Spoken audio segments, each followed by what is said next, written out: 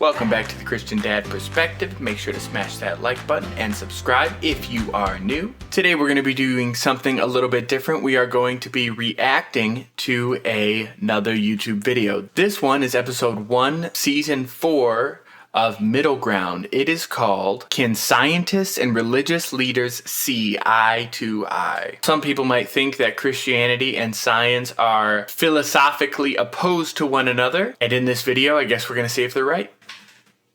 My name is Matt. I'm 41 years old. I'm a pastor. I'm Gil Kay. I'm 40 years old. I am a minister of Buddhist church. I'm Andrew. I'm 42 and I'm a chemist. I'm Jess. I'm 36 and I'm a volcanologist. I'm Don. I'm 64. I'm a paleontologist and geologist. I'm Amy. I'm 53 and I'm a rabbi.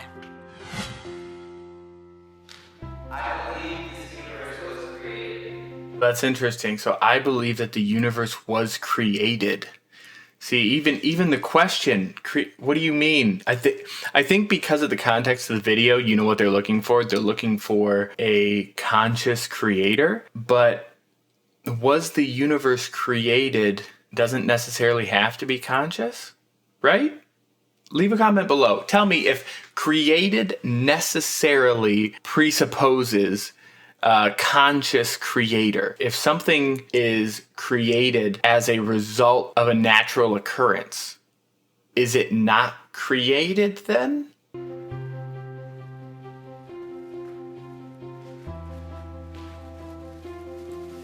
This is literally my greatest fear, that I'd be all alone in this circle. I believe that this world was created. I've placed my faith in a God that is infinitely creative in what He's made. He then deserves my worship and my affection. Seriously, last night I was talking to my wife. I was like, what if there's a question that I'm the only one that agrees to? She's like, just stay where you are. I was like, I don't know. The big problem is that immediately you start talking about creator, and I've battled creationism most of my entire career as an evolutionary biologist and paleontologist. It brings in a whole category of things that violate my rules as a scientist as well. And when I step back from that, especially when I step back from where I started as a religious person when I was younger, I look at this and I say, you know, if anything, what we see now about the universe shows how poorly designed it is, and how sloppy it is, and how painful it is, and all these things which don't speak to a very benevolent creator, because if anything, it makes him look bad. I don't believe in a supernatural God. I'm a Reconstructionist Jew. See, I was wondering because it's a female rabbi, and I didn't think you could have female rabbis in Orthodox Jewish community.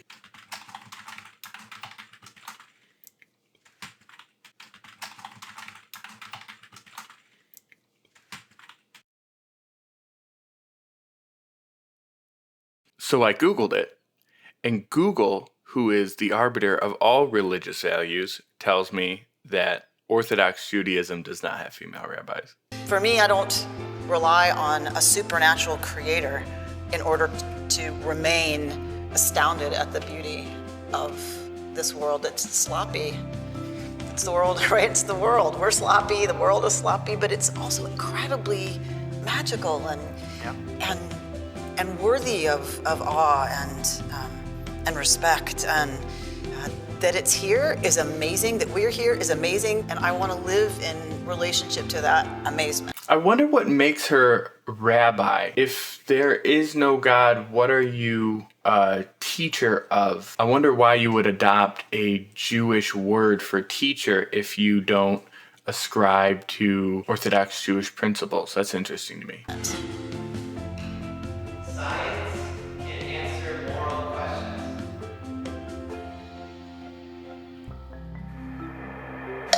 Wow, science can answer moral questions and nobody came forward. Wow. I never look to science to go like, is murder right or wrong? I look to science to say how many murders were committed last week. You know, that's what I want to know. And then say, is there a trend? What is the cause of these murders? Blah, blah, blah. And then we use, we use different tools, I guess is the best way of putting it, to assess whether or not we should be murdering people. I wonder what the tools are. If science isn't the tool, I wonder what the tools are. I wonder if she's going to go into that, or I wonder if her tool would be emotions or democracy. It could be some sort of political majority rule. I wonder if she's going to answer that. Where do those morals come from then? I think they're innate in humans. All societies have had certain things they agree on, regardless of religious background and so on. We don't require a deity or any kind of religion to give us those things. And we come with them as part of our species. And for me, it's not so much that science can answer moral questions, but science certainly can guide us in a lot of ways, especially when moral questions in conflict with realities we've now learned it. There are things that my beliefs cannot explain. Okay, there are things that my beliefs cannot explain. I really, really hope that, at complete reverse of the last question, that everybody comes up.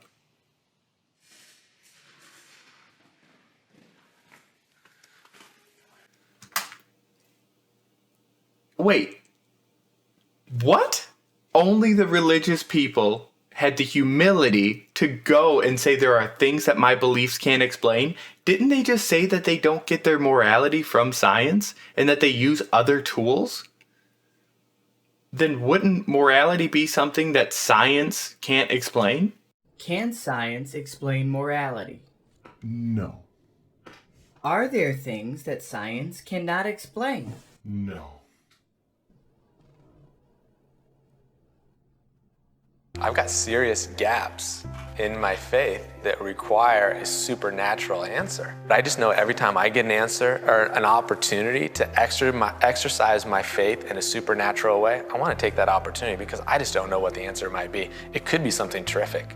I totally agree with you. I liked you when you said 5%. I pretty much feel the same way. Yeah. Something that I noticed while I was studying Buddhism, specifically Buddhist mummification and Japanese mummification, is that Buddhism and Christianity have a lot of the same practices. Our principles are different and why we're doing what we're doing is different, but when it comes down to what we're doing, it's very, very similar. Yeah, but in my hometown in Japan, like we have this kind of service to sort of console the spirits in the land. Like when we chant for like an hour, half an hour maybe, then everybody feels, oh, it feels so peaceful. But then I can't quite explain it, like logically. Right. I experience things that I can't explain. And I don't let my system create rules that say I can't possibly be experiencing what I'm experiencing. And that's sufficient in that situation. Science is all about understanding what we can understand. And in science, you're pretty much not allowed to even consider the supernatural because it is beyond testable hypotheses. It's beyond anything that you can evaluate in any, what we might call an objective manner. In science, you're not allowed to consider the supernatural. This is the Christian gripe with science, is what if it is the supernatural? And the reason why you're not seeing it is because you have an arbitrary rule that says we're not allowed to have that as an answer. Christianity says, look, you're not coming from an unbiased perspective because you have a rule that it can't be X. If scientists were to say, look, we're looking at all possibilities and we have no reason to believe it's this thing that you believe in, that's one thing. But to create rules within your system to say that it can't be what you think it is, even if there's good evidence, we can't believe it because of our rule. We are comfortable with the idea that we do not know something. And we say we do not know something and that someday we might find the answer or we may not. He just said that we have no problem saying that we don't know something. But that was the question and you didn't walk forward. There's a lot out there that we can't explain, but it has absolutely nothing to do with my beliefs. I was raised Catholic, and I'm just as confused now as I was then about what's really going on. You know, there is this small amount of stuff we can explain. I don't need to have a belief about it. I don't even need to go beyond that and just to decide that it's magnificent and terrifying all at the same time and just kind of leave it at that. So I think your answer to the question would have been yes. Right, she said the exact same thing. Then your answer to the question would be yes. With the context of the question and the fact that there are religious people standing there and they know who they are, I wonder if they feel obligated to answer these questions in certain ways. And instead of being as true as possible, they're just trying to stick to their corner, both the religious and the scientific. I mean, because I think you might agree that there's stuff that you can't even know to test yet. So how could, maybe there's something beyond scientific theory and proof that we don't even know yet. And I'm not saying God. Okay. If we just take God out of it, might there not be something, right, that your scientific beliefs can't explain? That's right, certainly. But and also in my philosophy, I don't see any point in putting any kind of supernatural label on it as an explanation. It's just not solving the problem. In my philosophy, he's almost got a dual mind. His philosophy can disregard any supernatural answer, any answer that he can't repeatedly observe in a lab. But the basis for that rule is a philosophy that he cannot repeatedly observe in a lab. I believe in life after death.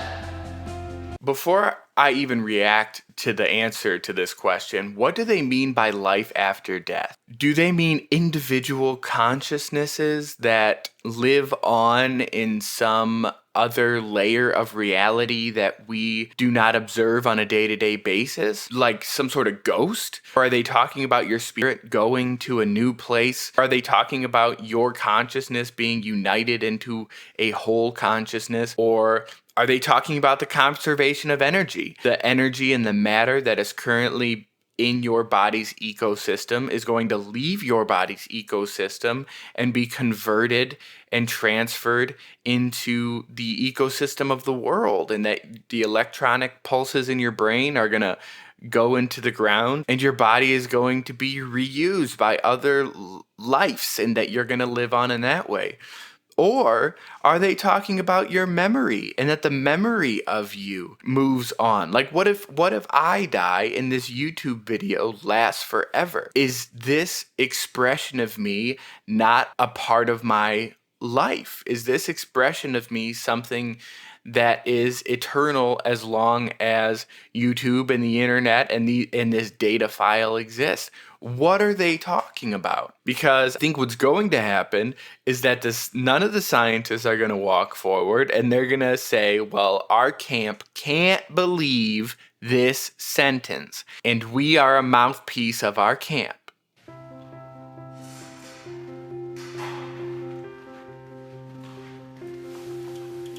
Well, I'm so glad you're with me because I didn't want to be here all by myself. I mean, I just see purpose for our lives that extends beyond the here and now, that there is an eternity that God wants to have with us. His love for us is so deep that it desires to have a continued relationship with us as far as time goes on. Because I live in Long Beach, I go down to the beach and I see the waves in the ocean. At the beach, they come ashore and they leave. We compare that to life. We take different shapes and different forms, and the length of the wave, we have no idea. You show up in different locations, which you have no control. The idea that this momentarily shape that we have, this life, and trying to preserve it, and then we're kind of missing the whole point that we are actually that greater ocean. In my limited capacity as an individual human, like in this form, in this shape, I have no idea. How can I possibly have any idea about what that being ocean is gonna mean or be? And so I know that I will continue to be part of the universe, but not as me, not as this. I would agree with that. I mean, I see no evidence from anything that I can observe or anything that goes on that it's more than just wishful thinking that humans in some form are going to exist in some afterlife where they're recognizable and their identities carry on.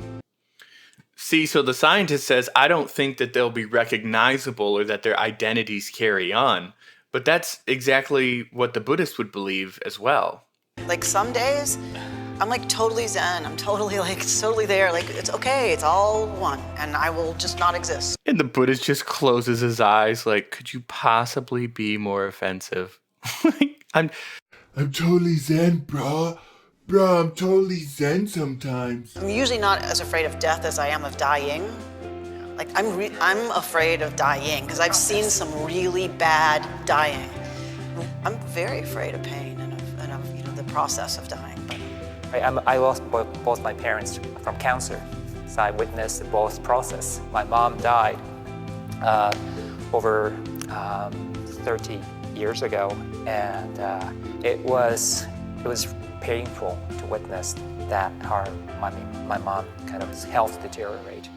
My dad went through the same process, but then he was once writing letters that just really coincides with Buddhist teachings that I'm having a wonderful day, and I'm really grateful for everybody who support us. We have a saying that every day is, as you say, the greatest day. I can see that. That's awesome. Every day is the greatest day. I love this guy. Intellectually, I can understand it intellectually, but I just wasn't sure if I could feel if I would be able to say something like that if I'm put in that situation. It's important to question one's own beliefs. Oh, please, please, please, everybody walk up. Can we agree on something here? Can we get out of our camps for a second? On something?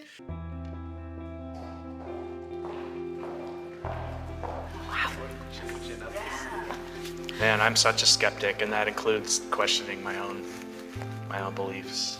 Especially if I form a hypothesis and I'm working on an experiment.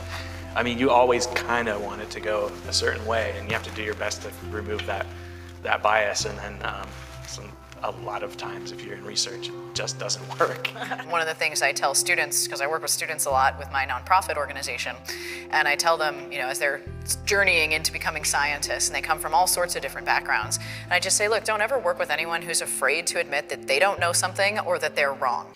See, that's interesting. So on one hand, Be afraid of working with anyone who refuses to believe that they could be wrong. on the other hand, I refuse to possibly believe this thing because of my philosophy not based on any observable reality. Like, those are really important qualities, whether it's in science or any aspect of life. Then the questioning is such a healthy thing. I always think it's a healthy thing. So whenever I see younger monastics or priests, go ahead and question me or question what you do, and then be okay. And you need to understand intellectually, but at the same time, I want you to understand there are things that's beyond this intellectual understanding. So that's unrecognizable part of understanding that comes only through experience. yeah, I mean, you have to question everything. There's the old saying that people who don't want to argue are really just afraid that they're wrong, right? The only reason you don't want to have a conversation is because you think that maybe I'm wrong and that all of this is built on a house of cards. You see a lot of people who were Christians who go through this, and they came up with a question when they were young or when they were in their teens, and they go to their mom or their dad or their pastor or their preacher or their priest or who's supposed to be the leader, and they say, What about this? and then their leader tells them, Well, we don't really know, and with that, you just have to have faith and stop thinking about it. that is a miserable answer.